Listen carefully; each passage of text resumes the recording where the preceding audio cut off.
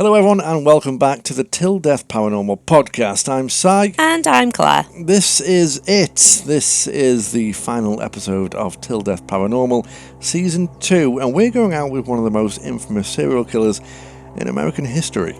And that is, of course, Ted Bundy. Oh, Theodore. It is Theodore Bundy. The name alone sends chills down people's spines. Handsome, charismatic, intelligent. A law student who seemed to have a bright future ahead of him. But beneath that charming facade was a sadistic monster who kidnapped, raped and murdered at least 30 young women across 7 states between 1974 and 1978. Some experts believe the actual number could be over 100. This is the man who escaped from custody twice. Yeah, you heard that right, twice. Represented himself in court, became a media sensation during his televised trial, and confessed to his horrific crimes just hours before his execution. We're covering everything today. His twisted childhood, raised thinking his mother was his sister, his transformation into a killer after a brutal breakup, and the cross-country murder spree, the Chi Omega sorority house massacre, and his final moments in the electric chair. And fair warning, this episode is going to be graphic. We're not holding back on the details, and this is the truth about what Ted Bundy did and who he really was. So for the final time, buckle up, because this is the Till Death Paranormal's finale for Season 2, and this is Ted Bundy.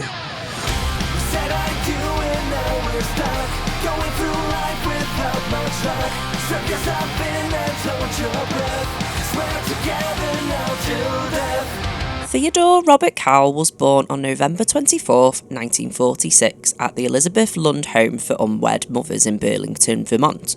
His mother, Eleanor Louise Cowell, was 22 years old and unmarried, a source of deep shame for her deeply religious family. The identity of Ted's biological father has never been confirmed. His birth certificate listed the father as unknown, though there are theories. Some say it was Lloyd Marshall, an Air Force veteran. Others claim Jack Worthington. And there's an absolutely horrifying rumour that Ted's father was actually his grandfather. Ew. Yeah. That Eleanor's abusive father, Samuel Cowell, had raped her. Gross. So Eleanor never revealed the truth, and as far as we know, Ted never found out who his real father was.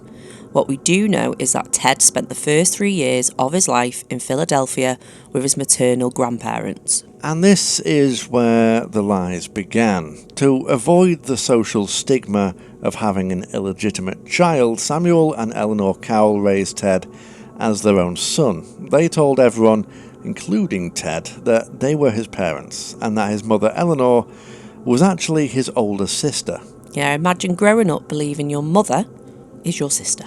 Yeah. That level of deception, that foundational lie about your own identity, psychologists point to this as a potentially catastrophic to a child's development. The Cowell household was deeply dysfunctional. Samuel Cowell, Ted's grandfather, who he believed was his father, was described as a violent, tyrannical bully. He was racist, abusive to the family, and allegedly cruel to animals. But Ted idolised him. He told Anne Rule, the true crime writer who actually worked with Ted before knowing he was a killer, that he identified with and respected and clung to his grandfather. That relationship with a violent, abusive man likely normalised aggression in Ted's mind. Then there's Ted's grandmother, also named Eleanor. She suffered from severe depression and underwent electroconvulsive shock therapy regularly. She was described as timid, obedient, dominated by her tyrannical husband. Wow. Yeah. Now, more recent investigations have questioned whether Samuel was actually as violent as originally reported. Some family members and neighbours said he was a fine man, and that the abusive characterisation was exaggerated to explain Ted's behaviour. But what's undisputed is that Ted exhibited disturbing behaviour from a very early age. When he was just 3 years old, his Aunt Julia woke up from a nap to find herself surrounded by kitchen knives. 3-year-old Ted was standing by the bed, smiling. That's creepy. Yeah. Yeah, I would not like to wake up like that. No. A childhood neighbour, Sandy Holt, recalled Ted as a mean-spirited kid who liked to inflict pain and suffering and fear. She claimed Ted once hanged a stray cat from his back garden clothesline and set it on fire with lighter fluid. Nice. Holt also said Ted would take younger children from the neighbourhood into the woods, force them to strip, and terrorise them. You'd hear screaming for blocks, she said. We could hear them screaming no matter where we were. Wow. Ted also reportedly built makeshift bungee traps, sharpened stakes hidden in pits, around his Tacoma neighbourhood. At least one girl was seriously injured by them. Yeah, the kid was fucked up. Yeah, he's fucked In 1950, when Ted was 4, Eleanor left Philadelphia and moved to Tacoma, Washington, with a young son. She changed her last name from Cowell to Nelson to distance herself from her past. So in 1951, Eleanor met and married John Bundy, a hospital cook. John adopted Ted, giving him the last name that would become infamous, Bundy. Theodore Robert Cowell became Theodore Robert Bundy. But Ted resented his stepfather. He thought John wasn't very bright, didn't make much money, and was beneath him. Ted was very materialistic, wanting expensive clothes and belongings. His working-class stepfather couldn't provide. Now, Ted reportedly had a deliberate public tantrum at Sears when his mother got involved with John. He wet his pants in the store out of jealousy. He later fantasised about being adopted by Western stars Roy Rogers and Dale Evans because they could give him the lifestyle that he actually wanted. At some point during his childhood or teenage years, Ted discovered the truth about his parentage. Different accounts vary on when and how he found out. One version says a cousin showed him his birth certificate and called him a bastard. Bastard. Another says he found the certificate himself back in Vermont. Now, Anne Rule believed Ted didn't find out until 1969, when he was 22 years old. Regardless of when he learnt the truth, the revelation that his mother was actually his sister, that his grandparents had lied to him his entire life, and that he didn't know who his father was, it shattered whatever fragile identity he'd constructed. Ted became increasingly isolated as a teenager. He was shy, socially awkward, struggled to connect with peers, but he was also bright academically. He did well in school, though not with the other students. Yeah, he became obsessed with crime and violence. He'd scavenge neighbourhood trash bins for pornographic images of women. He'd read crime novels and detective magazines obsessively. He was fascinated by graphic depictions of violence. And by high school, Ted was a skilled thief. He stole most of his possessions rather than buying them. Burglary became a sense of thrill and mastery. He was arrested at 18 for suspicion of burglary and theft. But outwardly, Ted seemed normal. He graduated high school. He enrolled at a University of Puget Sound. Nice. I know. Then transferred to the University of Washington. He even attended the 1968 Republican National Convention in Miami as a Nelson Rockefeller delegate. He was considered a bright, promising young man with a future in politics. He worked as an assistant to the chairman of the Washington Republican Party. People liked him. He was charming, he was articulate, and he was well dressed. And then he met Stephanie Brooks, a beautiful, sophisticated woman with long dark hair parted down the middle, and Stephanie would become the template for every single woman Ted Bundy would later murder. So not the best childhood. No. Not the best, bit messed up. Yeah, a little bit messed up. So it's like, but what do you believe though? Because it's like, was his grandfather? Well, like, the abusive did side, the you don't abusive know. side, you don't know, because then other people have said, well, no, he's a well-respected man. Back in the day, though, some people were like that, especially behind closed doors. Yeah, true. But either way, all of it will have affected Bundy. Yeah. Not to the point where you should go around. Yeah, not to the point you doing should go what he around did. murdering. But, yeah, like I didn't realise now that it was this woman who basically looks like everyone he murdered. Which is not coming up. Yeah. Like, I didn't realise it was her. I thought it was going to be someone that looked like his mum. She was like the base Yeah. for for the people, the Yeah. girls he went after. Yeah. But already there's them little things like he's very articulate, he's very charismatic, he's charming, that they've never seen before with murderers. Like, that's coming in. No, he was one of the first. He's one of the first. You wouldn't know. No, you really wouldn't know. From the outside. No. And there's a few that end up like that as well, which will probably be, other finales. Yeah. We've got a few more serial killers. I say a few. Yeah. There's a fucking shit ton. I've got a full book of serial killers. I've got a full book of serial killers. Yeah, so it's mad. So we've got a few. If you don't know, we do serial killer specials as our final episodes for the season. Yeah. And obviously today is Ted Bundy, but we have plenty more to come. We do, and they are all fucked up. They are very fucked up. Fucked up. Don't know why we do it. Your fault, Les. My fault. Your fault.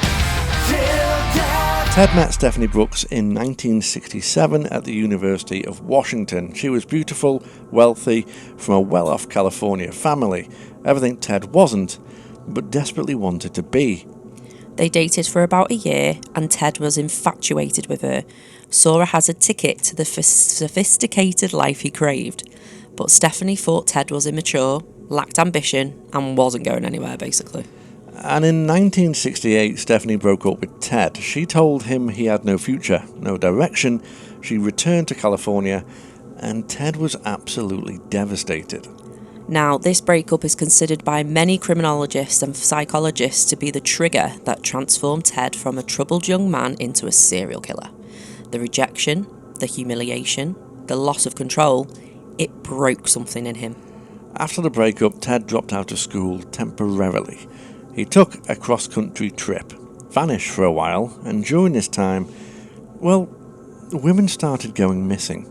Now, Ted later told investigators that he attempted his first kidnapping in Ocean City, New Jersey in 1969, but he didn't kill anyone until 1971 in Seattle. He told a psychologist he killed 2 women in Atlantic City while visiting family in 1969. But he refused to confirm any of these claims or provide any details. Criminologist Matt Delisi argues in his 2023 book that Ted likely started killing in adolescence and murdered well over 100 women throughout his lifetime. What we know for certain is that by 1973, Ted has transformed himself. He re-enrolled at the University of Washington, got accepted to law school, and reconnected with Stephanie Brooks. Ted had become the man Stephanie wanted. Confident, ambitious, well-dressed, charming. She was swept off her feet by this new Ted, and they rekindled their relationship in 1973. And then Ted brutally dumped her. Nice. He took her out for dinner, had sex with her, and then coldly told her it was over. She was confused, heartbroken. He never explained why. Well, we know why. Payback's a bitch. Yeah. Years later, Stephanie would realise that Ted had spent 4 years reinventing himself solely to get revenge on her. He wanted to make her fall in love with him again, just so he could destroy her the same way that she destroyed him. And the very next day, after dumping Stephanie, January 4th, 1974, Ted Bundy attacked his first confirmed victim. 18-year-old Karen Sparks, a University of Washington student. She was asleep in her basement apartment.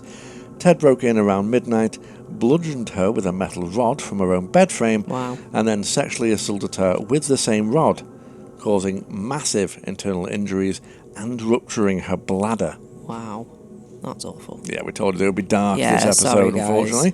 FYI, it gets worse, so... Here we go. So Karen survived, but she was in a coma for 10 days. She was left with permanent brain damage, significant loss of vision and hearing. She would never be the same.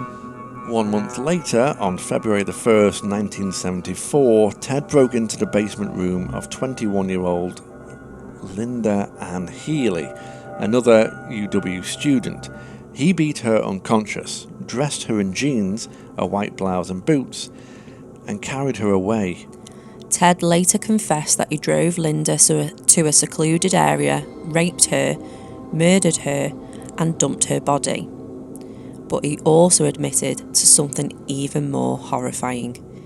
he would revisit the bodies of his victims. Yeah, Ted would return to the dump sites repeatedly. He'd groom the corpses, apply makeup to them, perform sexual acts on the decomposing remains until wild animals had destroyed the bodies too much for him to continue. This is necrophilia. Ted was a necrophiliac who derived sexual pleasure from dead bodies. And this detail, more than anything else, shows the absolute depravity of what he was. Throughout 1974, women started disappearing from the Seattle and Oregon areas at a rate of about one per month. Young women, college students, all with long dark hair, parted down the middle. Sound familiar, guys? Witnesses reported seeing some of the women last in the company of a young, handsome man who called himself Ted. I don't know why I said it like that. Why were you just... I don't know. Okay, yeah. I don't know. He would wear... I don't know what else going on. He would wear a fake cast on his arm or use crutches, pretending to be injured, and ask women for help carrying things to his car. They got... It's weird, right? Yeah, but we've got to lighten the mood somehow with this one, haven't we? Once they got close to his car, a tan Volkswagen Beetle, he'd knock them unconscious, handcuff them, and drive them to remote locations where he'd then rape and murder them. God, this is horrible. It is horrible. This is awful. This rough to read. Yeah, rough to read. Yeah. So, rough to research. Whew, yeah. In July 1974, multiple women disappeared from Lake Sammamish State Park in Washington in broad daylight. It's not funny. I'm sorry, guys. Witnesses saw a man with his arm in a sling asking women to help him load a sailboat onto his car. Did no one think that was weird? Sorry, I'll wait that for the break in a bit. Several women refused, 2 didn't. Janice Ott and Denise Naslund. Both were murdered. By August 1974, police had composite sketches of Ted and his Volkswagen, but Ted had already moved. He'd been accepted to a law school at the University of Utah and relocated to Salt Lake City. And the disappearances began there immediately. In October 1974, 16-year-old Nancy Wilcox vanished from Holiday, Utah. 2 weeks later, 17-year-old Melissa Smith, daughter of the Midvale police chief, disappeared. Then 17-year-old Laura Aim in November. And on November 8th, 1974, Ted made a crucial mistake. He tried to abduct 18-year-old Carol DeRonch from a shopping mall by pretending to be a police officer. He handcuffed her and tried to force her into his car, but Carol fought back and luckily escaped. That same night, 17-year-old Deborah Kent disappeared from a high school parking lot. Her body had never been found, but Ted later confessed to killing her. The killings continued. Colorado, 1975. Multiple women disappeared from ski resorts. Karen Campbell in January, Julie Cunningham in March, Denise Oliverson in April, Melanie Cooley in April, Shelley Robertson in July. This seems to keep going on. Yeah, it's every month, isn't it? On August 16th, 1975, Ted was pulled over in Granger, Utah for a traffic violation. Police found handcuffs, a crowbar, rope, a ski mask, and an ice pick in his car. He was arrested on suspicion of burglary. Carol DeRonch identified Ted in a lineup as the man who tried to abduct her. He was convicted of attempted kidnapping and sentenced to 1 to 15 years in prison. But while in prison, Colorado authorities charged him with the murder of Karen Campbell. In 1977, he was extradited to Colorado to stand trial. And that's when Ted Bundy did something absolutely audacious. He escaped from custody, not once, but twice. That was hard. Yeah, that was a rough bit. going. Yeah. Sorry for the giggling and that, but we had to try and lighten the mood somehow by laughing you can't at my lighten reading. this much. I mean, it's not like we can change the past. No. He was horrendous. Vile. Yeah, horrendous. Vile man. But I don't get, though. I mean, it was the 70s, though, wasn't it? It's like... Different time, Why man. did no one, notice that he was just asking women? to help him with a fucking sailboat. If someone came to me, I'd just laugh in their face and what the fuck do you think I'm going to do? Yeah, because you're lazy, you wouldn't help. I'm not like, but fuck off. What I'm saying is a different time. It was a different time. So stuff like this wasn't really out and about, was it? No, it was. It's just mad. It's just fucking mad.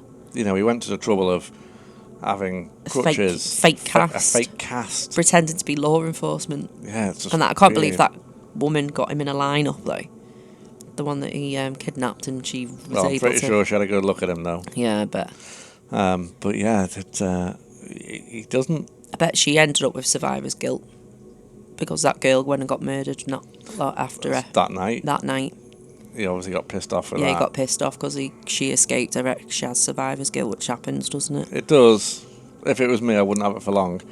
But I'd have it, I think. I'd feel awful. The only thing I'd wish is that I'd plunge something into his neck. Yeah. When I was... But then, yeah, you're fighting for your own life, aren't you? Yeah, you're fighting for your life, aren't you? But yeah. Weird one, but this... Not great. I mean, we've just ended on saying that he escaped prison twice, so this is going to be fun. Yeah, it doesn't actually get any better from here. No, it doesn't. So what we'll do is we'll lighten the mood slightly by having a word from our sponsor. Indeed. Alright, before we continue this episode, here's a quick word from our sponsor and friends over at Haunted.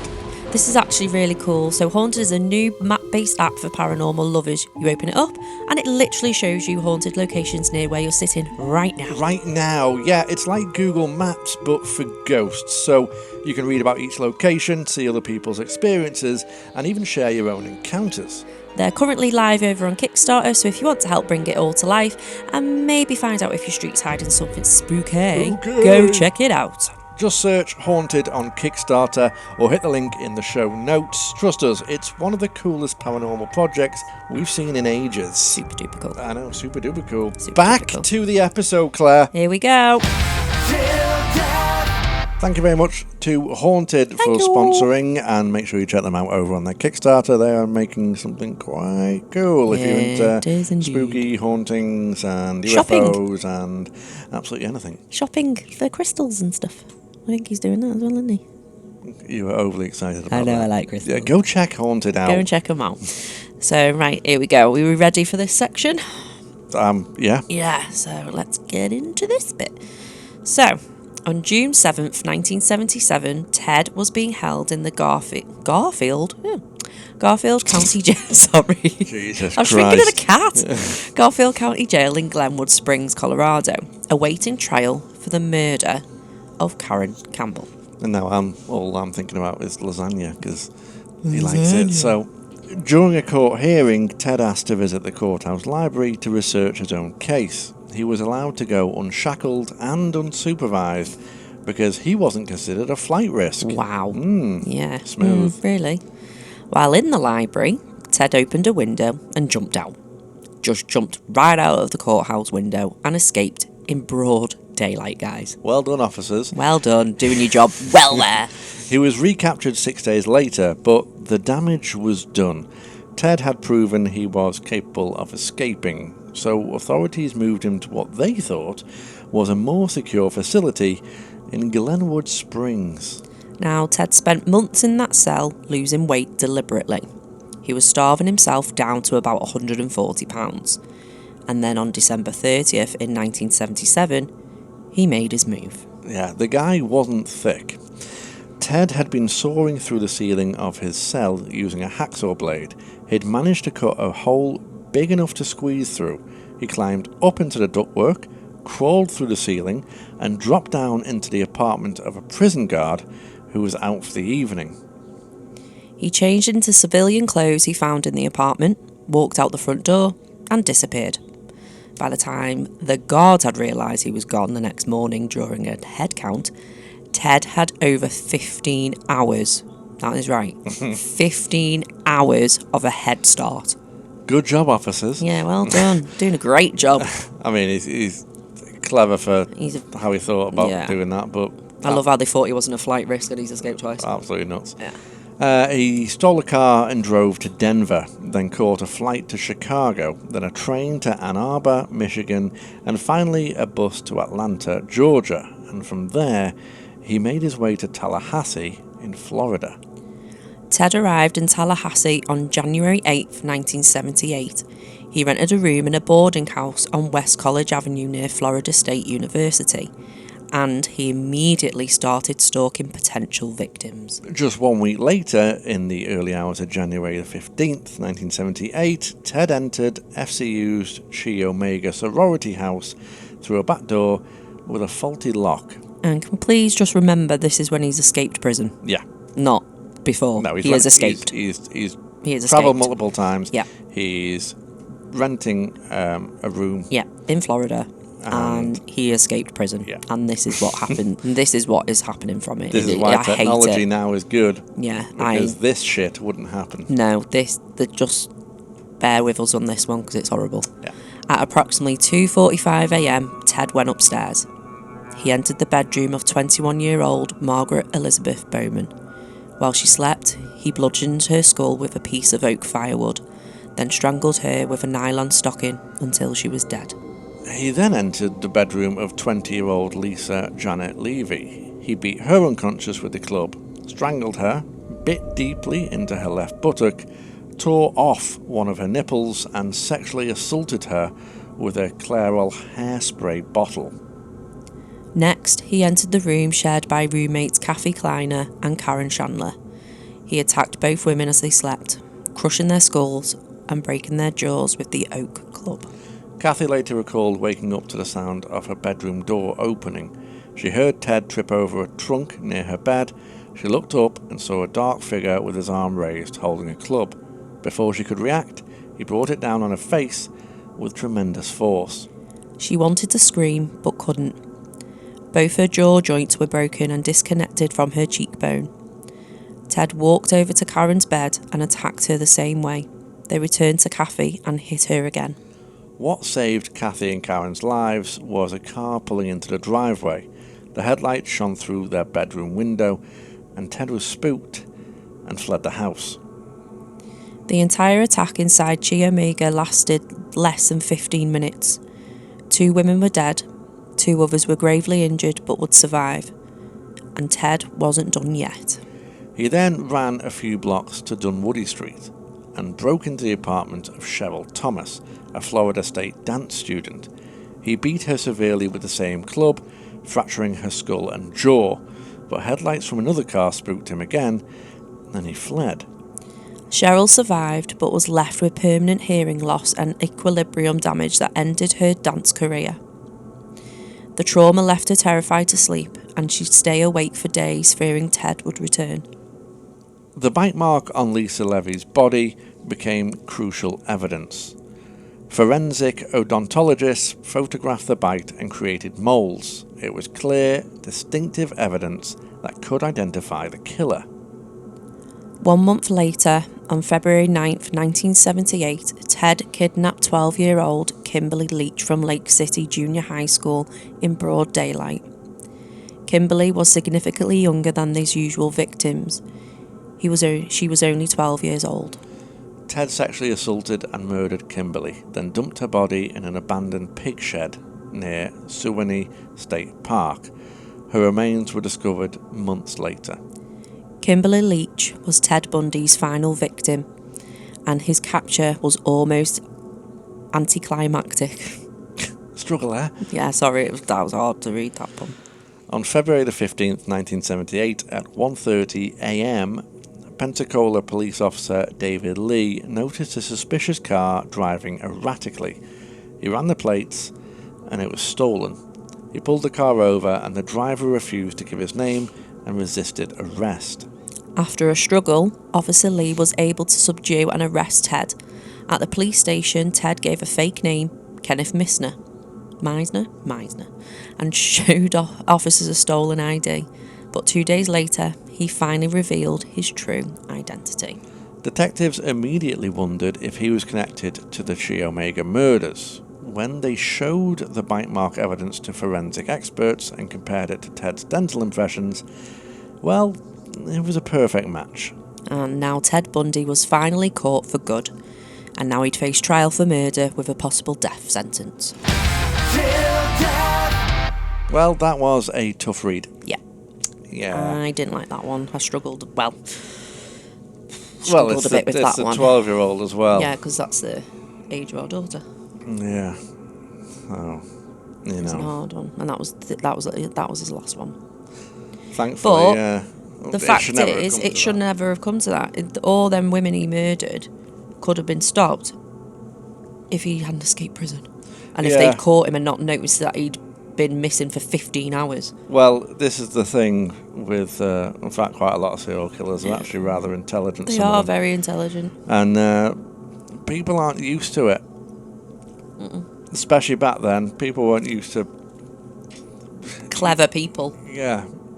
Criminals being smart. It was just literally grab and go, wasn't it? Like it was just mongs, weren't they? Yeah. Just, kill you.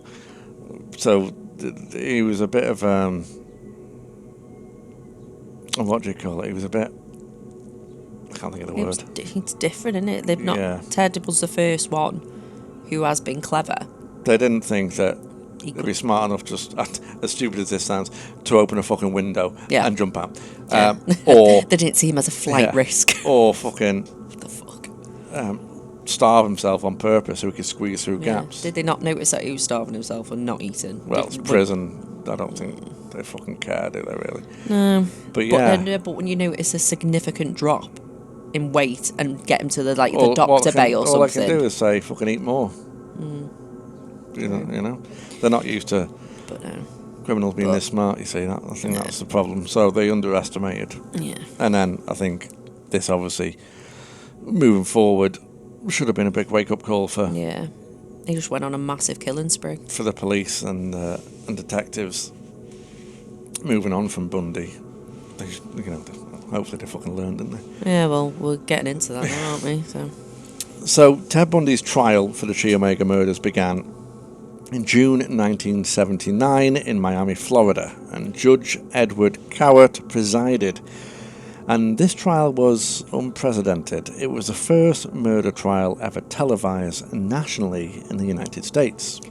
Over 250 reporters from 5 continents covered the trial. Ted Bundy became a media sensation. Women sent him love letters. I can't get over this. Some called him handsome, charming, intelligent. The term serial killer groupies was born. Absolutely nuts. Yep. Absolutely fucking mental. Despite having 5 court-appointed attorneys, Ted insisted on handling much of his own defence. He cross-examined witnesses, gave opening and closing statements, and he acted as his own lawyer. His defence team was horrified. One attorney later wrote that Ted sabotaged the entire defence effort out of spite, distrust, and delusion. A pre-trial plea bargain had been offered. Plead guilty to 3 murders in exchange for a firm 75-year sentence, avoiding the death penalty. But Ted rejected it. He wanted to prove he was smarter than everyone in that courtroom. He believed he could charm and manipulate the jury into acquitting him. What a fucking dick. Yeah. But the evidence was overwhelming. Nita Neary, a Chi Omega sorority sister, identified Ted as the man she saw fleeing the house that night. Kathy Kleiner and Karen Chandler testified about their attacks, though neither could identify Ted because they never saw his face clearly. But the bite mark evidence was devastating. Forensic odontologist Dr. Richard Savant testified that the bite on Lisa Levy's buttock matched Ted's teeth perfectly. He demonstrated in court how the dental mould aligned with the bite mark photograph. After deliberating for less than 7 hours, the jury found Ted guilty of 2 counts of first-degree murder for Bowman and Levy, and 3 counts of attempted first-degree murder for Chandler, Kleiner, and Thomas. When Judge Cowart sentenced Ted to death, he said something that became famous. "Take care of yourself, young man. I say that to you sincerely. It's a tragedy to this court to see such a total waste of humanity. You're a bright young man. You'd have made a good lawyer, but you went the other way, partner." Yeah, I've seen clips of that as well. In 1980, Ted was tried separately for the murder of Kimberly Leach. Again, he represented himself. The testimony of witnesses who'd seen Ted lead Kimberly to his van, combined with matching clothing fibres found on both Ted and Kimberly, sealed his fate. During the penalty phase of the Leach trial, Ted did something bizarre. He proposed to his girlfriend Carol Ann Boone in front of the jury and a notary public. Because Florida law allowed common law marriage, this made their marriage legally binding. What a dick. I know. Carol had been visiting Ted regularly, supporting him throughout the trials. She even testified as a character witness for him. Sorry, I have to laugh. What a fucking weirdo. She later gave birth to a daughter, Rose, in 1982, while Ted was on death row. DNA tests were not conclusive, but it's widely believed Ted was the father. Though how conjugal visits occurred on death row remains unclear, Carol divorced Ted in 1986 and changed her and Rose's names to disappear from public life. I don't know why she fucking went with him anyway. Absolutely nuts. Yeah. I don't know why he got like fucking 200 letters a day. I don't Love know letters. how. Yeah, and I don't know how he managed. Like, how did they let him get away with having sex to have a baby? You're meant to be on fucking death row. Money. What a prick. Ted spent nearly a decade on death row, using every legal tactic possible to delay his execution. Appeal after appeal, motion after motion, he played the system masterfully. And in the final days before his scheduled execution in January 1989, Ted finally started confessing. He met with investigators and admitted to killing at least 30 women across 7 states. He provided details about murders that had never been solved. He described where he dumped bodies that had never been found. He admitted to decapitating some victims and keeping their heads as souvenirs. Nice guy. Yep. Ted told FBI Special Agent Bill Hagemer that he'd killed women in California, Oregon, Washington, Idaho, Utah, Colorado, and Florida between 1973 and 1978. Some investigators believe the true number is much higher. Yeah, I think it's way higher than that. Yeah. On the eve of execution, Ted gave an interview to preacher James Dobson. He blamed his crimes on his addiction to violent pornography, claiming it warped his mind and led him down this awful path. Most psychologists and criminologists rejected this explanation as Ted trying to deflect responsibility. His crimes weren't caused by pornography. They were caused by his narcissism and his need for power and control, and his rage at women. On January 24th, 1989 at 7:06 a.m, Theodore Robert Bundy was strapped into Old Sparky, the Florida's electric chair at Florida State Prison in Rayford. Outside the prison, hundreds of people gathered to celebrate his execution. They held signs saying, "Roast in peace," and "Thank God it's Friday." They cheered when the execution was announced. At 7:16 a.m, Ted Bundy was pronounced dead. He was 42 years old, his body was cremated, and his ashes were scattered in Washington State's Cascade Mountains, the same mountains where he dumped many of his victims' bodies. Ted's mother Louise maintained his innocence until the very end. Her last words to him were reportedly, "You'll always be my precious son." Ugh. Ted Bundy's legacy is complicated. He's become a cultural icon, romanticised in movies, documentaries and TV shows. Zac Efron played him in Extremely Wicked, Shockingly Evil and Vile in 2019. But romanticising Ted Bundy's dishonours his victims. At least 30 young women had their lives stolen by him. Families were destroyed. Survivors like Kathy Kleiner and Karen Chandler have lived with trauma for over 45 years.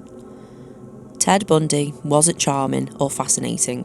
He was a narcissistic, sadistic rapist and murderer who derived pleasure from causing suffering and death. And that's the truth we need to remember. Not the handsome law student, not the media sensation, but the monster who destroyed dozens of lives for his own gratification. What I don't understand is that he reportedly was getting 200 letters in prison a day. 200 a day. Yeah. Love letters from Yeah. female fans. And other things as well that I've read that we haven't put in, but women were actually going to the trial and dressing up like their victims, so they'd dye their hair brown and do a middle parting and everything, like try and look and try and get his attention. It's absolutely It's nuts. fucking mental. I mean, you know, like I'm not into bloody serial killers. Do you know what I mean? Like, but I find it interesting, like psychologically interesting. But I won't go to the point where I'd want to start having a conversation with one, trying to dress like someone's victim and send a letter going, "Oh my God, I think you're amazing." Yeah. Who the fuck does that? I know, as much as Ted Bundy is fucked up, these other people need to be fucking looked at. Don't Yeah. they? People like that. I mean, how you would want to do that? Love letters to a guy who's killed multiple women. Yeah. Badly as well. But then you've got, this is going to sound wrong, but Here we go. you could bear with me with this one. God. Right. Yeah. So, yes, what Ted done is awful. Like, he's killed all them women. Mm-hmm. But from him doing that, look at how it's changed, how forensics is done. And that because no one had ever done, like, checking teeth bite marks or anything like that until this had happened. And it's things like this, like, it shouldn't happen. Well, but it's this, like, he was helping out with cases in the end with the FBI, and that's then made that serial killer group then to try and find serial killers. Yeah. And, like, an insight into that. But then there's always going to be something new. Unfortunately, sometimes that's the only way. Yeah. You can grow and learn is by making mistakes or bad things happening. Yeah. That's the same in real life. Yeah, it's the same in real life. But You learn from You've your got to- mistakes and all that. as bad as it is, it's like sometimes you got to think, well, that happening has changed this way of doing things now. Like, apparently the law enforcement over all the counties, they wouldn't even talk. All these women were going missing and everything. No one connected the dots that it was happening on the route. This place. On and this then route. in It's this like, oh, hang state, on, it's in and this Colorado. Oh, this has happened in Florida. It's exactly the same thing. But now, because of that's happened and Ted did all that, that actually happens now. They talk to each other and think, oh, I've got this. Have you had anything That's similar? just bullshit, pride, and lack of communication. Yeah, That's lack what of that is. communication. This is my state and all that Yeah. bollocks. And that It doesn't need to be that, though. It's like, honestly, you're there to still protect You still lives. get that shit in workplaces now. It's fucking bollocks. No one tells But- people shit. And if they know something, they won't tell anyone because they think they got the upper hand. And I Yeah. know more than you. Just fucking tell them. Yeah. Let everyone know, because then everyone's in a better place. But no, still happens to this day. But that doesn't change the fact that the victims are dead, Yeah. and their families Yeah, it's have had to go through years of that. through all that. And the fact that there's still stuff now. Like, there's still the documentaries about him. Like, them families have to see that. If they've got Netflix or whatever, they still have to see his face. And it's like, and nothing is ever reported. There's never anything about the families, like, afterwards, whether they want to do anything. But do you know what I mean? Like, Probably no, not. it's always They've about already gone him. through a lot, haven't they? It's always him. And it's like, and you got to think as well, what about all the ones that haven't been found? Well, there could Them be families that don't know what's happened. there could be a hell of a lot. There could be a hell of a lot more. Like we said at the beginning, it's like looking at more I mean, 130. he admitted to 30 odd, right? Yeah. Within a space of like 5 years. Yeah. And in one night, he killed 2. 2. Brutally and attacked severely injured 3, and would have killed them all Yeah. if someone didn't come home or whatever. Yeah. So that could have been 5 in one night. Yeah, You're not you saying don't know he if hasn't done that in 5 Yeah. years. Yeah. Loads more than 30. Yeah, loads more Gotta than be. 30 for how sadistic he is. Yeah. And because when you look at it, when you actually look at the dates and stuff, you're looking at he's doing at least 1 or 2 a month. Yeah. That's And he's one got every the other week. potential to do 5 a night. And then he's done 5 a night in that one. So, yeah. It's Mental. God, he got killed. Yeah. Thank God he went on to old Sparky. Aye. But that is the complete story of Ted Bundy, from his birth in 1946 to his execution in 1989 when I was 2. If you want to learn more, there are countless documentaries and books. Anne Rule's The Stranger Beside Me is one of the best, written by someone who actually knew Ted before discovering he was a killer. Yeah, and actually worked with him when he worked for a violent prevention hotline, I think it was. And she used to sit next to him while he was talking to women who were being violently Asking for help. attacked, asking for help. And that was actually one of his jobs that we found out when we did research. And Anne's actually the one who's done the book on it, because she knew him Yeah. Yeah. Extremely Wicked, Shockingly Evil and Vile with Zac Efron is available on Netflix. And Conversations with a Killer, the Ted Bundy tapes, is also on Netflix and features actual audio recordings of Ted confessing, which we have watched. Yeah. And it kind of is a good watch. There is also the old movie that we watched the other day. From 2002. 2002. I think. That's... bleh. Yeah, that's a bit it's an hard. old film, and it's not like the Zac Efron one. That's more based on his girlfriend's point of view. yeah. This is following Ted. This Yeah. one. And it's there. Yeah. It's there. It's old. Well, older now, but yeah, you still get the gist of it. Yeah. And it does show some how Gruesome he was. Yeah, and what they must have been through. Yeah. Not great. No. But remember, these are entertainment now. The real story is about the victims. Karen Sparks, Linda Ann Healy, Donna Manson, Susan Rancourt, Roberta Parks, Brenda Ball, Georgianne Hawkins, Janice Ott, Denise Nasland, and so many, many more. Yeah. And that is the end of season 2. That is the end of season 2. We always finish on a serial killer, which is, I'm not sure if it's a good idea. I know, but because it's very sad. It's sad, but it's gross and interesting. It's gross, interesting, and we like to leave with a bang. Yeah, so it's like, well, seasons. we've done haunted houses, we've done cursed objects, demons, urban legends, and why not end it on a serial killer? Because it's dark. So is everything else that we look at. You're right. Yeah, I mean most haunted places have a history. Exactly. Shall we say. But yeah, so thank you to everyone who's listened, all followed, one of you, shared, and supported us so far. You make this podcast what it is, and it's the people that listen that make us want to continue. Thank you. And make sure you're following us on all social media, which we have been really crap at because Really crap. life is taking over at the moment. Really crap. For any future updates or announcements, and if you haven't already, rate and review us on our platforms. It really does help other people discover the show.